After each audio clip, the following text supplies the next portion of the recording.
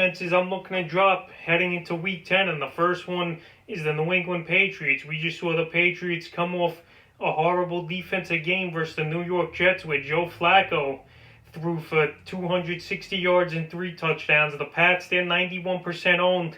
And then the last 4 fantasy weeks for them, they haven't got the job done versus Denver, only 7. Week 7, 6, and then the last 2 weeks, 3 each. So the Patriots, they got a Baltimore team that's not playing the best of football. But their team, I'm not going to start versus that Patriot defense. And after an underwhelming fantasy performance versus the Jets yesterday, who give up the most fantasy points to defenses, the Patriots, their defense, I'm going to drop heading into Week 10. The second one's the Chicago Bears. The Bears, they got a good defense on paper, but now in fantasy, the last 2 weeks it's been bad, and it's going to get worse this week versus the Minnesota Vikings, I believe. Dalvin Cook might have his way, even though that front line is pretty stout and tough for the Chicago Bears. Their offense puts them in bad positions when Nick Foles and Montgomery turn that ball over.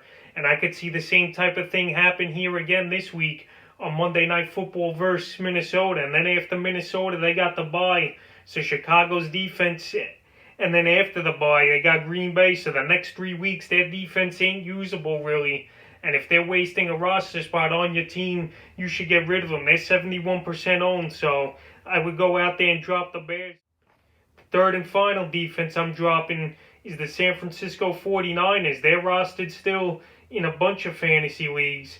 58% of leagues they're owned, so you know they're out there. A lot of teams have them. And this is the week to go out there and drop them. They got New Orleans coming up. And after a -2 performance versus Seattle, this defense, I don't see them getting it done. Then versus Green Bay in Week 9, they had no fantasy points. So they've been getting carved up. The last 2 games versus high-powered offenses, giving up 37 points and then 34. And now, like I said, versus New Orleans this week, which you're not going to stop Frisco. Bosa's hurt. Sherman's still hurt. So they got big injuries on that team, and it's time to cut them loose. I don't know why they're owned in 58% of leagues, and it started in most of the leagues I'm in. So this is the week to cut them. They're not going to do much for you and your fantasy team. So that's 3 defenses I'm looking to get rid of and dropping heading into Week 10.